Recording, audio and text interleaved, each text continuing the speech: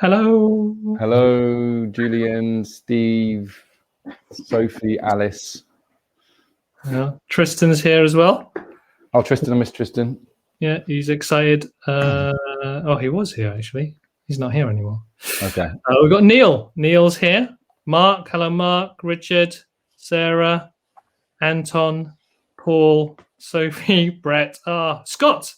Scott Drummond's here. Hey, Scott. Good to see you. Hey, we are, Good Friday. It was a lovely Friday. We were on the beach earlier, just now, having coffee with some fellow happy startup friends, which was great. To just unfortunately start off with the bad news. The bad news is Rosie is ill. Rosie has got a horrible cold. She is really throaty, and she can't make it.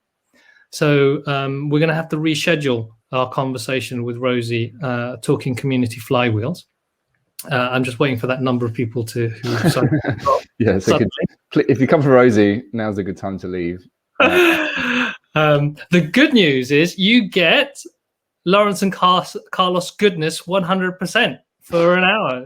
You get to us talking about us to yourselves. Yeah, and we have no shortage of things that we can talk about when it comes to communities. We have some thoughts about flywheels as well. We will touch on, I think, some things that we could touch on is community building, business building, learning journeys, sort of being an entrepreneur. What does that mean? So we have a smorgasbord of topics that we can cover. On that, to avoid us from bouncing around too much, it would be really fascinating to hear if there's a question that you came with, even if it's about community flywheels. And if there is something there, please post that into the chat or use the Ask a Question feature here on Crowdcast. But it's not confined to that. And what myself and Laurence are thinking, maybe we just make this kind of an AMA, just like Ask Me Anything, for anyone who doesn't understand what that means.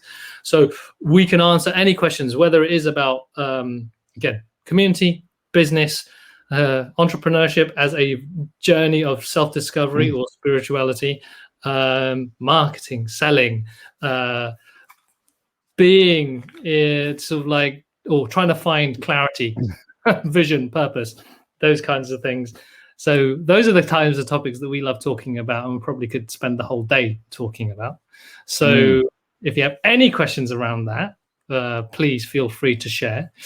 And and thank you very much for everyone piping into the chat. It'd be nice to hear from you. If you just jumped on board, say hi, just share where you're calling in from and maybe what intrigued you about this specific title, creating a community flywheel, or anything else around entrepreneurship. And thank you, Sophie. She's already piped up with a great question. What is the difference between community and community flywheel? So we can always have a look into that. But yeah, we'll be doing our happy startup thing and doing something we've always wanted to do, which is just chat about ideas that we're interested in. Just rabbit on for an hour, basically. Yeah, rabbit on for an hour. This is the Laurence and Carlos loving. That's the alternative business name that didn't make it through. Exactly. So why don't we let's start off, Laurence. How are you feeling about this now? How are you arriving? How am I arriving? Well, we've got a first timer. I think it was Sarah. So welcome, Sarah. So yeah, apologies if this is your first one. We normally have a guest, but as we said, we get 100% of you get 100% of us. Well, weirdly, so Rosie lives just around the corner from me in Saltdean, and I've been ill all week. So I don't know if it's a Saltdean thing, but yeah, I've had a heavy cold all week, feeling much better today, but yeah, not COVID. You always have to say in these times, tested regularly. So I am arriving, glad to be here because I thought I'd be cancelling before Rosie did. Happy because we got to hang out this morning and, like you said, meet some folks in the community on the beach, which was great, and kind of excited about this because I'm always or I'm more comfortable now with uncertainty than probably ever. So having a space where people come, amazingly, time to listen to us and hopefully stick around for at least more than 10 minutes. Curious to see what comes up, because there's a lot of certainty there was half an hour ago. So I'd love to know if we can help people, and maybe we'll learn a thing or two ourselves. That's me. How about you? I that last bit of like getting more comfortable with uncertainty and what opportunity that brings. So I was kind of like feeling, oh my god, how are we going to fill an hour with conversation, and what do we talk about? But even just before coming on here, it's like, oh my god, we can talk about this. There's so much stuff we can dive into. So feeling a bit more confident about how we can share this space with all of you. Feeling very hungry. Just had a sugar low, so I'm going to have to eat this Twix in about. I wasn't told by Twix, by the way. What is Twix Top? That's a new one. I haven't seen that. Twix Top. Twix Top it was on it was on sale. It's so just the top bit of the Twix. Is that it? I've not discovered this before. Unboxing. Oh, I'm actually drooling now. Here we go. So we open this. So what we have is the Twix biscuit here, surrounded by caramel, with a little bit of caramel in it and chocolate on the top. So just enough kind of biscuit to hold it all together. Exactly. Right. It's not the full Twix. It's kind of like it's minimum viable Twix. It's an innovation of the Twix, which actually I wanted to maybe touch on that quickly, because on the like-hearted leaders community, which we were on this morning, we had a guy. I forget, it was Andy. Anyway, he was talking about innovation and how we had to think about innovation. Adrian, that's it, Adrian. And the thing that I was that caught me about this in terms of thinking about innovation and business is that he talked about this kind of 80-20 rule around familiarity and something completely new, and how we want a lot of the time something that's quite familiar because that makes us feel comfortable, and then there's like something quite different and new that's something are you still talking about the Twix here? Is this? And I'm still talking about the Twix, because it's a Twix but not a Twix. And how does that create a whole new experience, and how we can think about, it's a new product. I don't know if this is actually going to succeed because it's a bit weird, but it's like the first time I ever had a Snickers ice cream. It was like groundbreaking. Is that what you're talking about? Yeah, exactly. It's like it is combinatorial innovation, but with a level of like having a significant amount of familiarity, so it doesn't feel like, oh, that's really weird, I'm going to push it away. For instance, entrepreneurship as a spiritual journey. Or even just diving deep into woo-woo stuff. Why would I do that? But how do you actually make people feel a bit safer by saying, it's this with a little bit of this? And so I get that, and I'm curious about that other stuff as well. Yeah. So that's a complete tangent. I think Nafisa's on the page with this one. Kit Kat Chunky was a game changer. So yes, so that's and that stuff was linked to thinking fast and slow, how we instinctively kind of like make decisions versus spending time trying to actually weigh up the costs. So we make decisions based on kind of impulse a lot. So how do we tackle that impulse bit, the familiarity, but then get people to think? Yeah. Anyway, that was my sort of little ramble there. Another reason for me to eat my Kit Kat. Right. How are we going to? We've got a whole Kit Kat Chunky discussion happening now. Which I know. Why I've always wanted them to make an actual Kit Kat out of a Kit Kat Chunky. Does that make sense? Like a giant Kit Kat with Kit Kat Chunkies in it, like 4 of them. Whoa! A giant Kit Kat. Oh, so like, I see what you mean. 4 Kit Kat Chunkies lined up as one big, massive F-off Kit Kat. Yeah, so little children wouldn't be able to eat it because they couldn't break it. It's so big and hard. Like, it's only for adults. As they used to call Yorkie, man size, but you can't say that now. Big, there's such a minefield. I don't know how to say it now without offending someone. Welcome to the Chocolate Fireside, guys. Francis asks, are we high? Not quite. Not quite, but we'll get there. Right. Okay. Do we take it to questions, Laurence, first and go from there, or do we want to have our own little rants and rambles first? Well, maybe. I think one thing I was interested by before we dive into community, and there's some good questions there from Alice and Sophie and Neil, was the idea of, so like you said, we'll talk about flywheels more in depth with Rosie, who knows way more about those than we do. But I think the thing I found interesting about it was just this reaction when I see the word funnel, and she talked about like losing this feeling of like, oh, I need a funnel, and funnels are a word that are used in the digital marketing space a lot.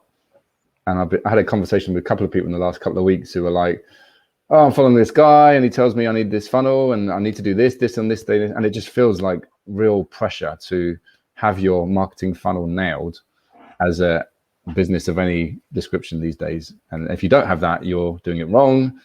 And that comes with stress, anxiety, and just a general feeling of I'm not good enough and I'm not doing it right. And so that was just an interesting antidote for me to that, the flywheel thing. Not that we're going to go into deep discussion about that, more just this feeling of, do I need a funnel, and what is a funnel and why is it important? Yeah, what comes up to me is like the tick box of things that I need to do in order to create a successful business. So I need to have everything in place first. So I need to have the funnel, I need to have the lead magnet, I have the landing page, I need to have everything there before I can get started. And what that means in terms of all the work and how it plays out in reality. Because similarly, there's this thing around, all right, I need to think about GDPR. Before I even start my mailing list and start getting, I need to really think and understand what GDPR is. And I saw earlier today, are they scrapping it in the UK? Oh, really? There's Rishi Sunak's going on about, just scrapping GDPR in the UK and bringing it back. This is after we lost thousands of people off our list.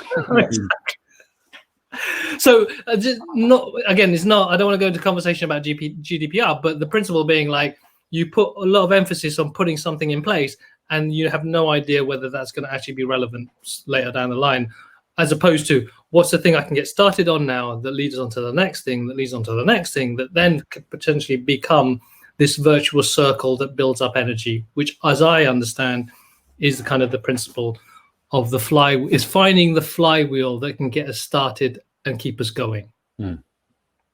And so, yeah, so maybe tackling a bit to what Sophie was asking here, what is the difference between community and community flywheel? Like Laurence said, Rosie will go into this in a bit much more detail, but community flywheel, as I understand it, is an approach to building, growing, and sustaining community without burning out. Well, community, that's a whole different topic in itself, which we can dive into. So what do we want to do? Do we want to talk community, or do we want to carry on with these questions? I think let's go with the questions. Cool. Like you said, community itself is broad and requires a lot of thought. I think, focusing on the questions we got here, I think dive into those. Nice. Okay, so hopefully, Sophie, there's a quick answer to your question. So community flywheel is much more kind of an approach rather than a thing in terms of, and community is a thing in terms of like a thing that needs maybe definition as well, if you want to go into that. So if you have a follow-up or question, please share that with us. Okay, shall we tackle, we got Alice next. So Alice says, I've been listening into the circle.so summit. Don't know it. Do you know it, Laurence? Nope. Okay. And a person called Jay Kloos, or Jay Klaus, I'm going to say Kloos, spoke yesterday. He was talking about community building and recreating the experiences you get when you meet face-to-face in a virtual space. I would love to hear more about this and how technology can enable this, or not, when it doesn't serve the purpose we wish it to. So actually, I remember what Circle is. Circle's it's like a alternative to Mighty Networks. So we use Mighty Networks as a community building platform, and Circle's a competitor to that. It's an alternative platform for hosting communities online. Okay. So there's some. The modern community platform for creators is the strapline. So there's the link. I didn't know, Circle. Okay. So it's a fascinating question, though. Yeah, it's like recreating experiences you get when you meet face to face in a virtual space. All right. I think we're fairly qualified to talk about in-person versus virtual, what that means for community. Yeah. Let's see. Any initial thoughts, Laurence? Well, it's even just that word recreate sort of triggers me a bit, because I think in the past that's been my approach, and our approach is how can we recreate the feeling of summer camp online, or how can we recreate the feeling of altitude online? And I think we've learned they're different, but what you can do is, and I found really powerful since the pandemic started, it's gone from these are two contrasting experiences and ways of interacting with people or building community, to actually, within these constraints, how can you make this as rich and nurturing and powerful an experience as possible, rather than thinking of it as like we're either trying to recreate that here, or we're trying to create something that's not quite as good as that here, if that makes sense. And so with the 2020 Vision program that we launched just before the pandemic started, the goal wasn't like, let's try and recreate something we do in person online, which was probably our approach 5-6 years ago, but actually, how can we build this and design this from the start as a goal to create a really powerful transformational journey from our bedrooms, from everyone's bedrooms, where we can work remotely, connect with people all around the world, and actually use that as a positive, not a negative, that we're not all in the same place at the same time. So that for me was an interesting way of reframing it, rather than just this is a second-rate experience, or it's it's not as good as the original, let's call it. So on that, in terms of recreating, one of the things we did on the first tribe was recreate a fire. Oh God, yeah. So how to get, there's a summer camp, and I'm sure most of you have felt, when you are sat around a fire and you're all like looking and you're in a circle, it's a beautiful experience. There's something about that gives, there's something primal about the fire. There's something that gives focus when you're looking at the fire, that kind of loosens you up, and you can, there's something there that really makes an experience. How can you do that online? Can you have a picture of fire and everyone look at it? And it's like, no. Well, no, what you did was, it wasn't that it was a picture of a fire, it's the fact you had a pretty shit like video of a fire, which took over everyone's audio, which was so everyone's like, Carlos, sorry, could you turn the fire down? Because all I can hear is the fire. So that didn't really, that didn't work.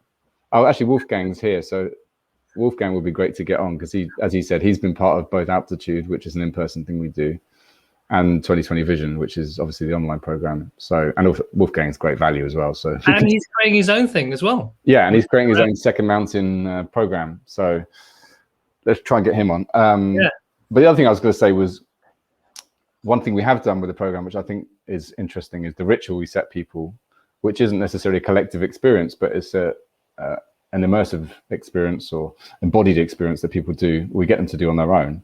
But by sharing that with others, then they then feel connected to the tribe. So in some ways, we're trying to get people to do things out in nature, or, in the real world, let's call it. They don't always have to be on Zoom, but we have a connected experience because we're all doing it together. Yeah. I think it's using the medium or the channel or the technology, whatever you want to call it, in the way that meets the right need. And I think ultimately it's not so much about recreating physical experiences online. It's around what's the underlying need, and how does that particular technology or approach meet that need. Mm-hmm. And ultimately, I would say 2 key needs that we're trying to meet within our programs and also within our physical spaces is a need for connection and a need for learning, or growth, if you want to call it that way. That's maybe a broader term. Those are 2 needs that we want to address, and we can address same needs, but in different ways, depending on whether we are in a field in Sussex or whether we're on an intimate Zoom call using our web browsers from wherever we are. And I think there's something here around the technology. How can the technology facilitate those kinds of connections and allow and can do stuff maybe that you can't do if, you know, in a massive group? For instance, like you can use technology. There's a tool that I was playing around with, kind of competitor Zoom, which I can't remember the name of it is. But what they did was they were trying to help facilitate when people want to say something. So rather like, I don't know, on Zoom, you either have to type something in the chat. Sorry? Warm Space or something like that, was it? No, it wasn't Warm Space. It was another tool, and I have to look it up. But it's like on Zoom, you either put your hand up, and so as a facilitator, if you've got like 30 people on a call, you're trying to, who's the person? Or they put in the chat, and you've got to stream through the chat. Actually, when you type in your question, it kind of put up a little queue so that you could see a queue of people who put their hands up and their questions. So you knew exactly what order to go in rather than missing out people. That's a really great use of technology to help you facilitate a group, which even if you were face-to-face would be really hard to do because you're trying to track everyone and it's really hard if you've got a large group. And I don't know much about circles and what kind of bits they have there, but asynchronous communication, being able to have all your resources in one place and easy to find, again, really hard, not as easy necessarily face-to-face. If you're doing a group learning journey, it's like, okay, turn to page 12 for this piece of resource, or go over to that bookcase to get the book on, or the you know, or how do you tell people, I'll go and find the links there? Yeah. How do you do that face-to-face? So there's something different in terms of the way we can get information and consume it. I think that these technologies can help us with. Wolfgang said he can join us. I don't know if you can join us now, 2 minutes, or whether that was 2 minutes ago. Well, I'm going to invite him. Do you think we've tackled Alice's question sufficiently? Was there anything else? It's probably for Alice to answer. I think we could probably talk about that for the whole hour, to be honest, because I think there's ways of hosting. I mean, you were on a summit yesterday. There's ways of hosting and facilitating to obviously make the best use of whatever tool you use to gather people online. I don't think there's any tool that's perfect. It's probably one thing to say. You know, there's always going to be issues with any tool you choose or compromises. I think often it's just how it's hosted and facilitated, I think. Hey, Wolfgang. Brilliant. Hey. Excellent. So we are publicly broadcasting on the train. Oh, I feel really dizzy now. I feel like I'm on a roundabout and you're going around, but you're also going straight down. This is playing with uncertainty and dancing with jeopardy now. It really is. Wolfgang is now frozen. I was hoping to get him on to share his kind of thoughts and experiences about him trying to build his own kind of program and community, and what his perspective is, his own particular perspective is on these technologies and recreation and things like that. He might join us again. I'm particularly curious to know about his I guess the difference and similarities between doing something in person and doing something online, solely online. Wolfgang, your connection is not great, so I'm going to try and get you back later. Ping us a message on the chat when you're when you are in a more stable place, i.e., not traveling at 50 miles an hour down a train track, in and out. So maybe when you get to your next stop, just jump off the train. It's good now. All right, we'll play with this again because I know this is a bit of a jarring experience for anyone trying to track what we're talking about. But let's see if we can get back on. And if you did join late and you're wondering where Rosie is, she's not well. So. Yeah. So here we go. So here we go. So I joined on both experiences, the Altitude and also the Vision 2020. I would say it's uncomparable. You have to have both. Because the Altitude, I will never forget the hot tub. The most dangerous hot tub when we always played Which Would You Rather? Yeah.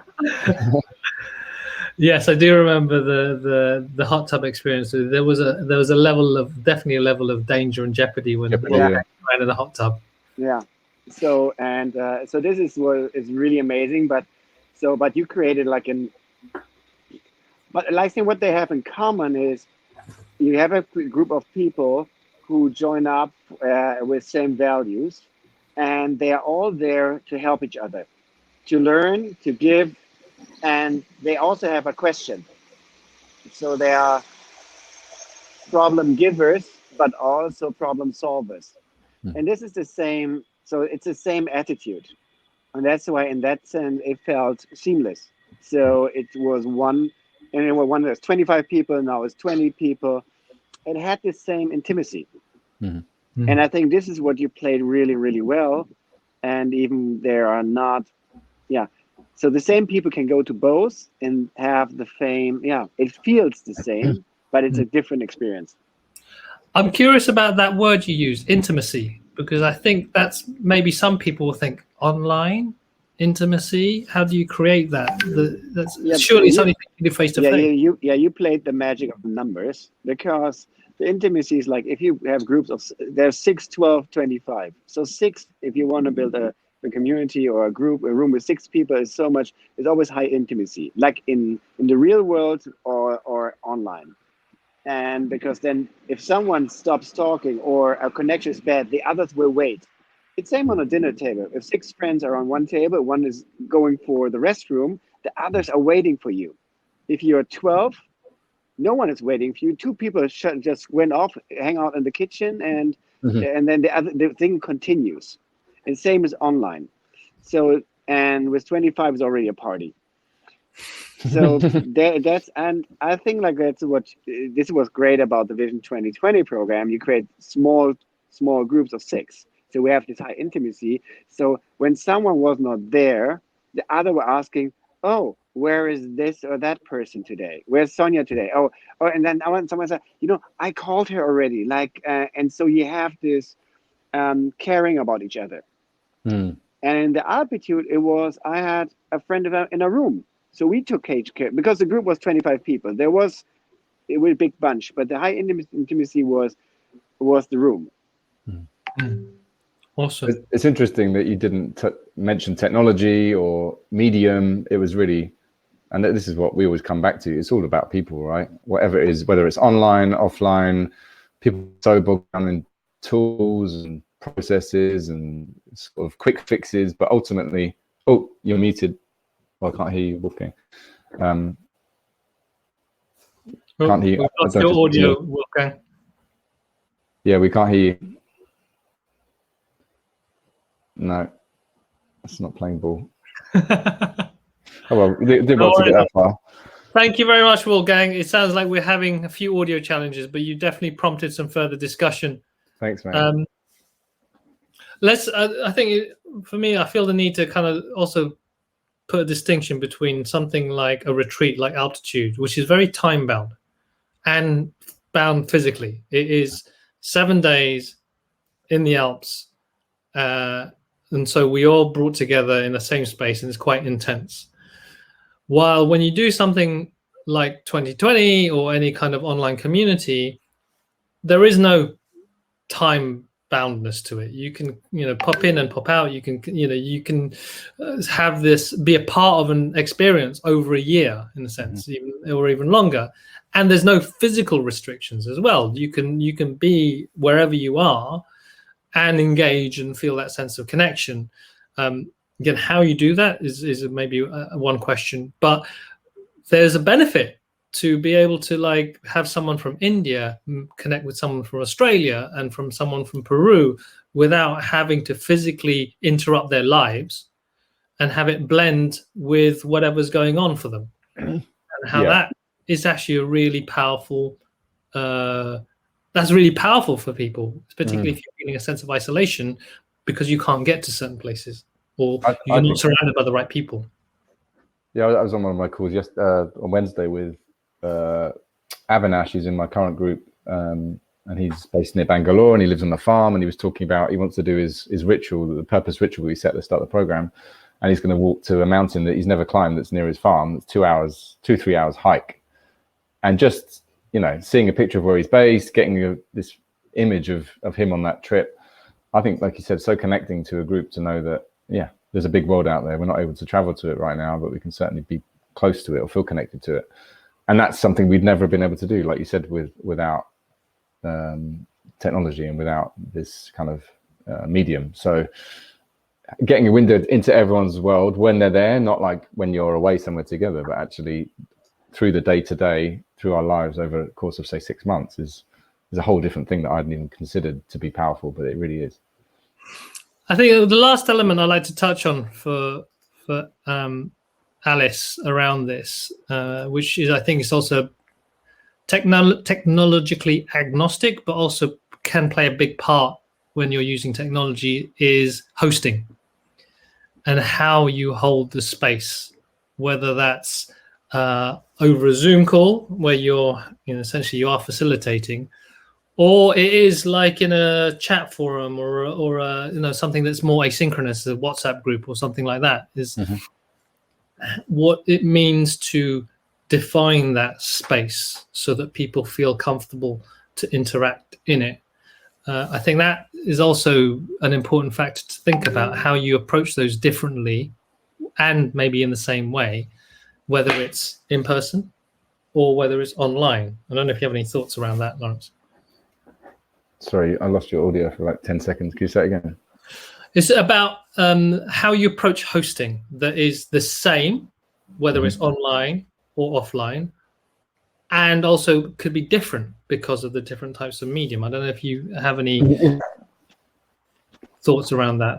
I mean, obviously they're different, but I think it all comes down to you've got to enjoy it, right? You've got to enjoy hosting, whether it's in person or online. Obviously, there's technical challenges with online where things happen, people come in and out. There's a lot, it's like being a TV presenter, isn't it? At times you're kind of trying to deal with the people in the room whilst also dealing with some background noise in your ear. So whereas I think if you're in person, you're able to be a lot more present than if you're online. So it's a skill to kind of learn, I think. But I think deep down it comes down to, do you like making people feel welcome, feel warm towards them, feel heard, like Wolfgang was saying, not like you're just one number in a group, but oh, so-and-so's not here, are you okay? Or go and check on so-and-so, they're not here, whether that's in person or not. That's just a caring for the whole. And so I think that's something we have, and I think anyone who wants to bring people together or build community, call it whatever you want. If and I said this the other week, it's like, don't start a community if you don't need one. Which sounds so simple to say, right? But I think a lot of people think they need to create a community because they want to start a mission-driven business, but you don't have to run a community. You can have a loyal following. It doesn't mean you need to run a community. They're two very different roles for me. And so hosting, leading community feels like something we've chosen to do, and lots of other people do, but don't feel the need to do it just because you feel like you have to, because you'll just lose energy and burn out. Alice mentioned a discussion we had in the community a few weeks ago around safe spaces and brave spaces. And ultimately, if you want people to engage, whether that's face-to-face or online, it's understanding how can you give them a feeling that they are allowed to engage. And both situations, they have their own challenges. So in the face-to-face kind of situation, particularly if you have maybe 20 people, some people aren't comfortable saying anything there, and there's no facility to send a chat message while you're in a circle of people in the room, but you might not feel comfortable to say anything. So there's a real that's where online can really help, because there's a way to communicate that doesn't feel so exposed. And then offline, the beauty of offline is, like, as a facilitator, someone holding the space, you have a better feel for the energy in the room. It's easier to spot if someone feels uncomfortable or someone is either just not engaged, and knowing why they're not engaged, whether they're distracted or they might be shy, for instance. While online, you can't necessarily tune into that, but at the same time, you have another channel to just check in with them. So whether you just send them a private message or you send them a message afterwards, and you're able to kind of like create that sense of being seen without feeling exposed. So again, there's that for me is the subtleties in terms of how you approach this level of facilitation online and offline. We've got a couple of interesting ones from Neil. I don't know if Neil wants to join us, if he's cool in a position to do. Our old friend Neil. Let's see. Neil, say in the chat if you'd like to come and sort of elaborate on the questions that you posed here. What we've got, let's pick the first one here is, what are some good ways to engage a community in a drop the grenade kind of way? I'm really curious to know what you mean by that. One way that has worked is share your monthly progress. Oh, he's in a noisy cafe in Albania. Okay, maybe not great. But, share in the chat if there's any more context you want to give us. So one way of dropping the grenade for him is share your monthly progress. People love talking about what they've achieved. It would be great to discover other ways to start the conversation like this. This sounds like, how do we get people to open up? Well, I'd say you're the chief drop the grenade officer in the community. Well, particularly with the online community, I would say there's prompts and questioning and polls and things like that you do that seem to generate some engagement. I think assuming he's talking about particularly online, it depends for me. Is it on a call, on a kind of group coaching call, for example, or is it asynchronous on the Mighty Networks or any sort of platform? Yeah. So it sounds like drop to start a discussion. So let's assume it's in the discussion forum. Yeah. Well, actually, there's three scenarios I think we can point by. There's face-to-face, there is live video call, and then there's within a kind of a discussion forum type thing. Neil says in a Facebook post, for example. Oh, Facebook post. So I think when it comes to those kind of things, the things I've been learning is there's like 3 levels of engagement. There's kind of like the very anonymous poll. So you don't, it's just like, okay, which of these 4 things do you resonate with? And that's really easy for people because it's like, okay, that thing, what do you, which of these things do you do as your morning ritual? Journal, meditate, exercise, none of the above. Click, none of the above. Yeah. Done. So that's and that for some people say, but I also like to do morning pages. So people start engaging in the chat as a result. Yeah. As a result of that prompt. Then there's a more elaborate question, or like a bit more of elaborate question, which is more open-ended. So like, I don't know, share what was your win this week, and some people can picture that and they can put a bit more detail, and that can spark some discussion. And then there's the deeper thing is like, what does success mean to you? And that's like nice easy one. Exactly.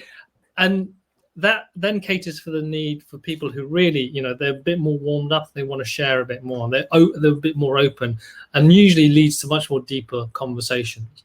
But I think for me the key thing is there's different people will interact with those things in different ways, depending on their, the kind of person they are, and also how much energy they have at that time. So all of this, I think, points to this idea of particularly online engagement. How can I create engagement? How can I? Because this thing like my community is not successful unless I have high engagement. And I think it's important to think about engagement, but also not to be totally derailed by likes, comments, and sort of posts as a way to feel, my community is successful because or people are getting value only if they engage.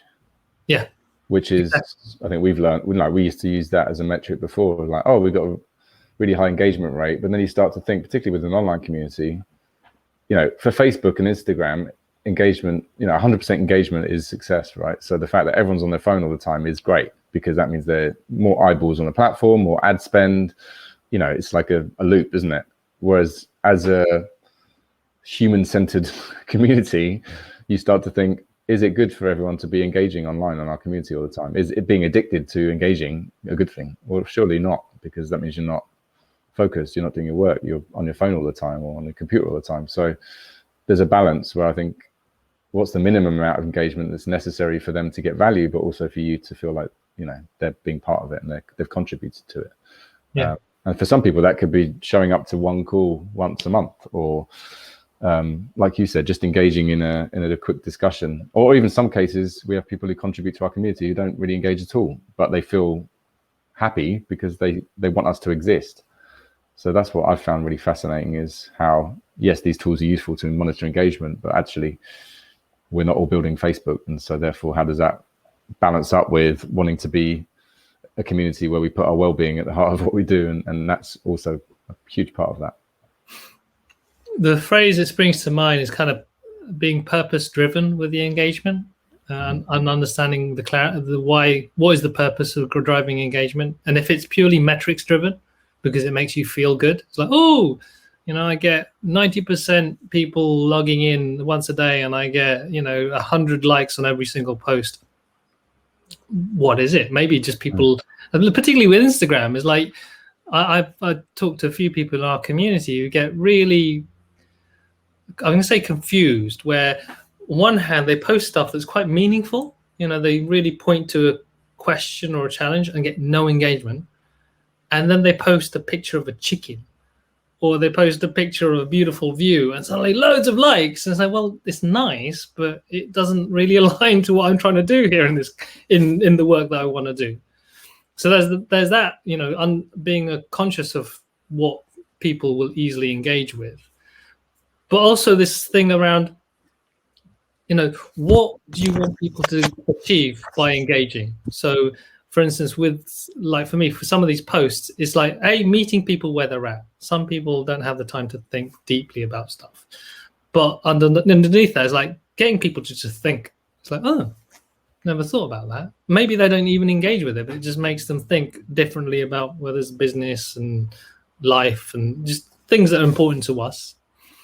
And then the other thing around engagement is the hidden engagement, I think. It's like all the collaborations and connections that me and Laurence never hear about because they're not being measured. They can't be measured because they're on back channels. They're private WhatsApp messages, or they're one-to-one messages, or they're like a coffee that happens. And we only realize after the fact, maybe weeks or even years down the line, say, yeah, we've been working together for ages. Like, I didn't know that.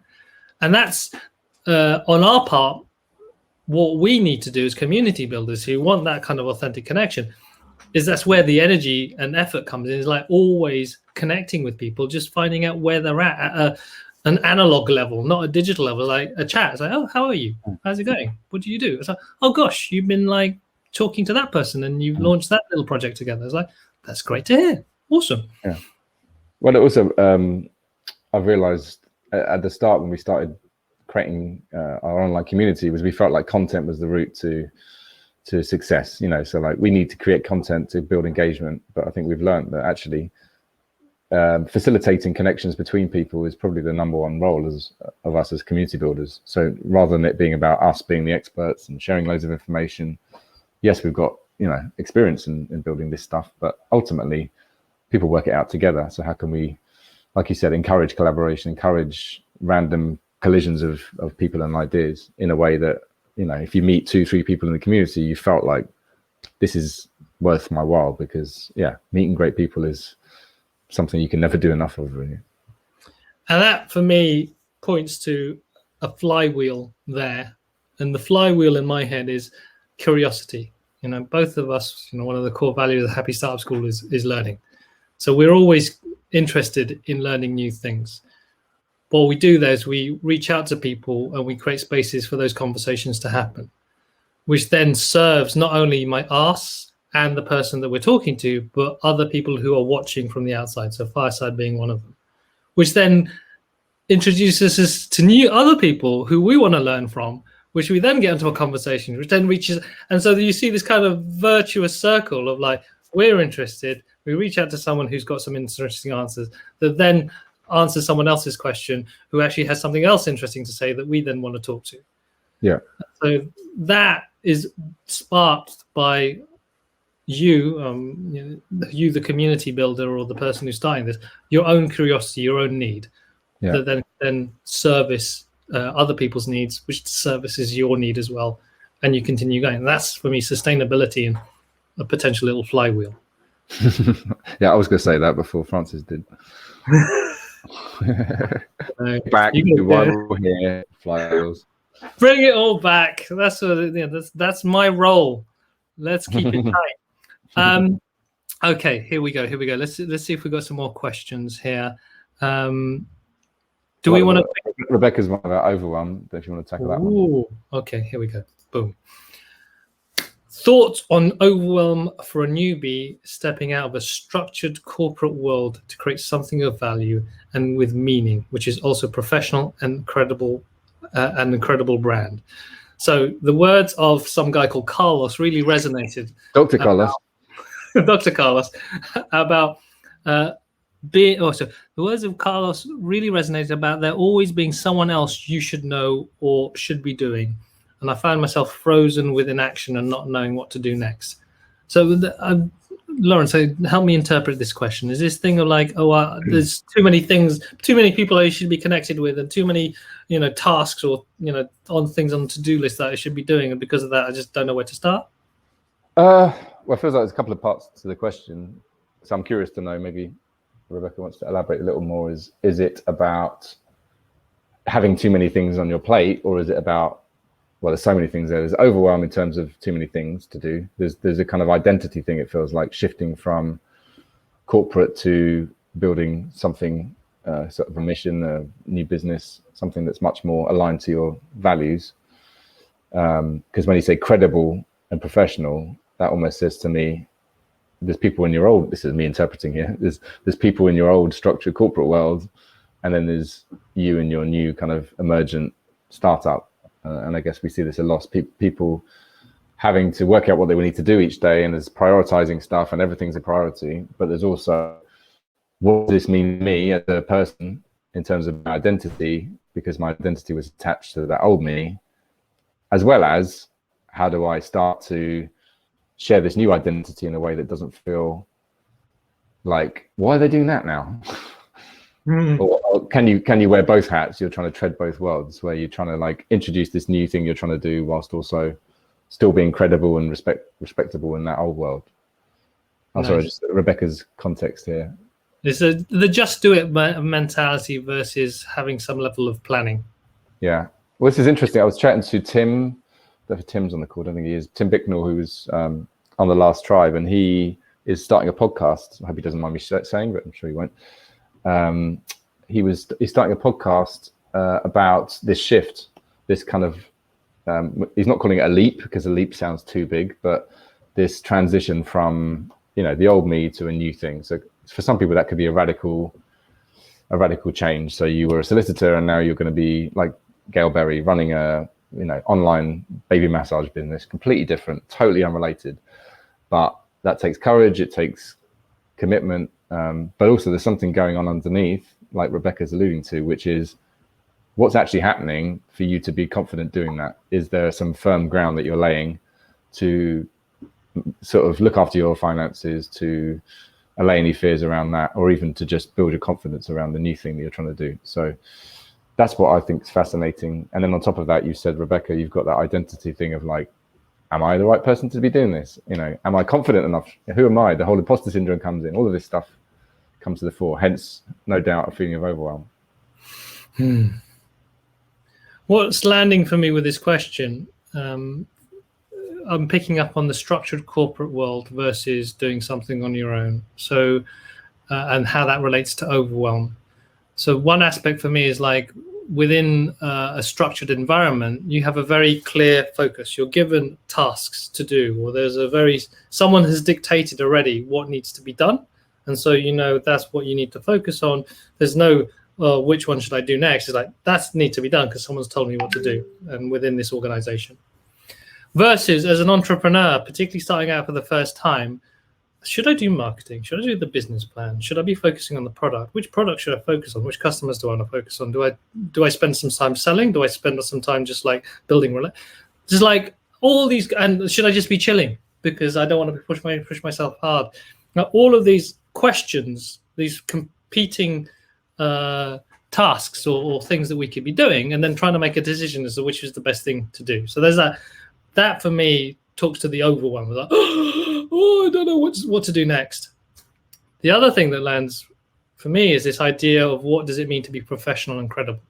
And so there's this definition this assumption I have around professional that is suitcase, sitting down very nice and straight, being able to clearly talk about what I'm going to create for you and have a contract, and there's terms and conditions and all of these things that are very clear and kind of structured, and credible in terms of I've done this for years. I know exactly what I'm doing. Trust me, I'm very, you're in safe hands.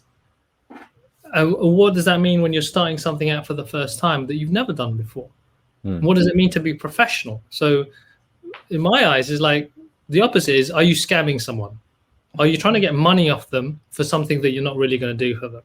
As opposed to, I really care about where you want to go. And I'm going to make sure, and I'm going to try my hardest to get you there. And the integrity is there. And the credibility blows, I believe in this. I believe in making this happen. And that's where my credibility is going to come from, because this is something I really want to make happen. As opposed to something, there's that kind of like potential definitions that can like get mixed up. Well, also be very debilitating as well, because it's a high bar to set, isn't it? Oh, this needs to be professional and credible from the day one. And I would ask, like, what if it was unprofessional and incredible from day one? What would that look like? Ultimately, it's that perfection thing, isn't it? If we try and make everything perfect or to an amazingly high level from the start, then it stops us from proceeding at all. Or there's a risk there that, is this professional? Oh no, what's so and so going to think about it? Is it credible? Not sure. Maybe I won't do it. So it's those inner voices or even external voices, isn't it, that we're worried about, that we might judge what we're trying to do too early on. Yeah. The question in my mind is, what if I started something was a little bit shit? Yeah, I know. What would that look like? What would that look like? It was like a bit rubbish, but I did it anyway. Well, it's the whole I'm trying to write a book, the scrappy first draft, just understanding whatever you do, it's going to be pretty shit, the first version of it. Or like Reid Hoffman says, if you're not embarrassed by the first version of your product, you've launched too late. Yeah. And you look back and go, oh my God, that was like, if we look back at the first Fireside, we'll probably go, that was rubbish. Just about. It's a little bit better now, not much, but by episode 1000, we'll have nailed this. But, actually, that's a good point. This is not slick production. This is not like loads of planning and sort of a scripted kind of webinar. Turning this into a podcast can be a pain in the ass, and Mark Steadman can allude to that, can vouch for that. But what it does have is, like, we enjoy it. We love talking about this stuff. We love connecting with people who resonate with the stuff that we're talking about, and we feed off these questions because it makes. And it actually happens every Friday at 12 o'clock. No, but that's it. That's it. It's like we show up. It's here. Like even today, our guest didn't show up. We're here. Yeah. So it's the same thing that Seth Godin says about writing a blog every day. He doesn't write it because it's good. He writes, he ships it because it's a Tuesday or a Wednesday or a Thursday. So there is something in that, isn't there, about just showing up. And it reminds me of when years ago when we were running our agency. I'm trying to think where this was. I think it was like that little place we had on Auction Rooms. And I think we started thinking we need to start doing video because video content's the thing. This is before Happy Startup School days. And you're like, right, I'm going to record some videos. I'm going to go upstairs. I'm going to go and record them. And you just kept coming back down. I was like, did you record the videos? Like, oh, no. I'll go and do another take tomorrow. And literally for like a week or 2 weeks, you just kept going up into your little room with your little camera and recording stuff. And I don't even know if they exist anywhere. I'd love to see them if they do. But they never saw the light of day, did they? Never did. So you were that person then. So what stopped you from shipping it? Was it the fear of, is this professional? Is this credible? I think so. on that, the thing that's really helped me shift from trying to get it right is live. Doing stuff live. It's scary as shit because you think you don't know what's going to happen, but it's done. It's in the can. It's out in the world, and you can't do it. You can't take it back. You can't unpublish it. But what you can do is like, okay, that didn't work. Mm-hmm. I'm going to try something different next time. Or the other thing is like, that wasn't as scary as I thought it was going to be. So next time I'm just going to be a little bit less, or a little bit more relaxed about it, and hold a little less tightly onto how it's supposed to be. But there's also a different energy, isn't there, with live? So if it's that balance of the content versus the execution of it, isn't there? In terms of like, oh yes, we've got, I'm sure we've all seen people who do really slick videos on LinkedIn or Instagram, and they look amazing and they're well produced, but sometimes they lose that feeling of, don't know, authenticity or energy because they're so slick. It's almost like they're not as human, not as approachable, not as intimate. So I'm gonna take a contrary view to that, actually. The first thing, there's the power of editing. Editing is and Mark is a great person for that. Editing is really, really important. But it's also the thing about recorded is how you approach it. If you approach it from a very scripted, I need to say exactly what comes up on the auto cue, and I'm going to read. And it's very you can bring an energy like this, I think, to a recorded video. But you're going to have to accept that you might have either loads of takes, or you're going to cut it up in a way that you try and preserve that spontaneity, but you just cut out all the ums, ahs, crap, the things that just make it hard for a viewer to follow what you're saying.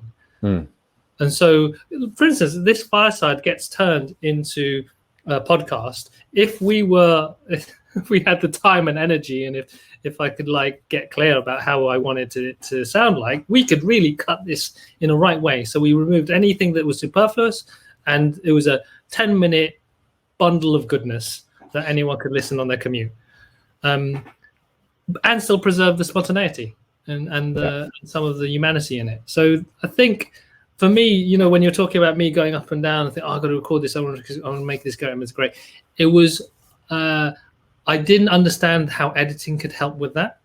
And I was too focused on the script and not focused on what is it I want people to get out of this and how do I want them to feel. Yeah, but I think that the reason I brought it up was I think it's about just doing it and committing to it and it happening and someone else judging it. And I get a sense of, when back to Rebecca's question, is like when we try to second guess things before they even come out into the world, then they probably won't happen because no one's keeping us accountable, and it's just there's a high bar to follow. If you admit, and then Alice talked about being an expert, it's a high bar again. If you go, well, it's not going to be perfect, and yes, I'm an expert, but I can still mess up. And then it just takes off the pressure of, okay, I don't think this is 100% amazing, but so therefore, you won't either. Yeah, letting go of that fear, to me, sounds like an aspect of it.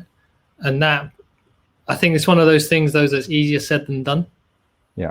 And my approach anyway is conditioning. And when I say conditioning, is you do it again and again and again. And you over time, you kind of you kind of accept, okay, I'm going to feel a bit scared, and it might come about a bit shit, but because you accepted that, it is less kind of like stuttery and scary and less shit.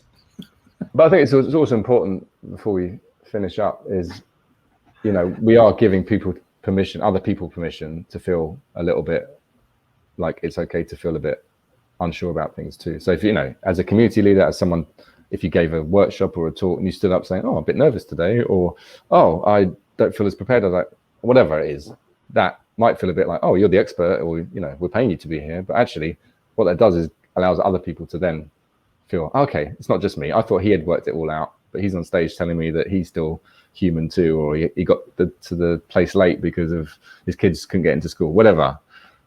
See what I mean? So I think it's important that we don't try and be too perfect, otherwise we end up coming across as like, superhuman. Yeah, and it's that again, the word professional. I'm professional, so I don't make mistakes. I'm professional because it's perfect. Again, that's something that's a rabbit hole I'd love to go down. I think we need to do, someone posted in the community that something like we were a power couple or something, and I was like, actually it was Kat Tan who said it, and I was like, okay, we need to start power dressing, and she was like, oh, I'd love to see that. So maybe we need to do a fireside where we dress up really smart like professionals, and we are like the management. I can't remember the last time I wore a suit. There you go. That's a call to arms. Oh God! All right. Yes. At least from the top, from the waist from up. the top down. Yeah. From the bottom up. From the bottom up. Only our lower halves. I am actually in a pair of slacks at the moment. Yeah. And you still haven't eaten your Twix. Is the Twix still there? I still haven't eaten my Twix. I got so absorbed into this now. I've totally lost my hunger. Benefer. I don't get is that Ben Affleck and Jennifer Aniston? Oh, okay. Yes, I get it. Yeah, well, Panina called us the Carl Laurence. I don't know if that works as much. That doesn't work, no. Lalos. I think it's a good time to end, isn't it? I think it is a good time to end. Carlo. Oh, God. Lalos. It's degenerating. Well, again, thank you very much, all of you who've stuck. Yeah, no, I'm amazed anyone's stuck at this for an hour. The whole hour. If you have pulled out anything useful from the past hour, please share it with us. Well, actually, I think as a thank you, whenever we see any of these people, we should buy them a Twix top or whatever it's called. All right. Yeah, in an envelope coming to you at some point. I know because they were at 50% discount in the supermarket, which for me means that no one's buying them. I was about to say they won't be on the shelves for very long. So grab them as soon as possible. Apologies for anyone's questions that we missed. I think it's partly we just rabbited on, partly we're not sure how to answer them.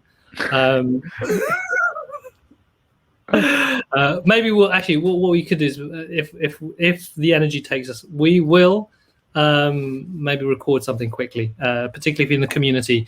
Might do a quick loom and share it on the community because there seems to be some interesting questions there actually now. Alan's popped up last minute. Thank you very much, Alan. I'm looking forward to seeing you soon. We need to hook up. We need some Alan goodness in our lives. Talking about structure and whip cracking and shoulds and plans. Yes, exactly. All right. Well, we got through an hour. Thank you, everyone. And next week we've got. Remind me again. Oh, next week we have David Papa. Oh, we got Papa David. We got Papa David, and Papa David is a self-confessed woo-woo fanatic. Yes. So we're gonna go woo-woo AF next week. We're gonna be talking about why our pursuit of joy is probably one of the reasons why we're not experiencing it. So if you are that way inclined, if you want some of the deeper conversations around finding happiness and success, then definitely join us with David. You will have your consciousness expanded. I think we need to change his name to David Soul Papa. Because he hosts the Soul Cafe in the community, and he's all about the soul, right? Oh, he's all about the soul, and that is his life's work. And I think I would love to see more people having the conversations and experiences that David is creating within Soul Cafe. Yeah, that's a nail it and scale it sort of mission, if ever there was one. Exactly. Brilliant. Well, have a great rest of the day, everyone. Thank you very much for humoring us with your time and attention. And until next time, and maybe on a disjointed podcast in the future. Yeah. Take care. And thanks to Twix for sponsoring us today. That's brilliant. Looking forward to that big, massive box of leftovers that Sainsbury's is going to sell next time. Take care. Bye-bye.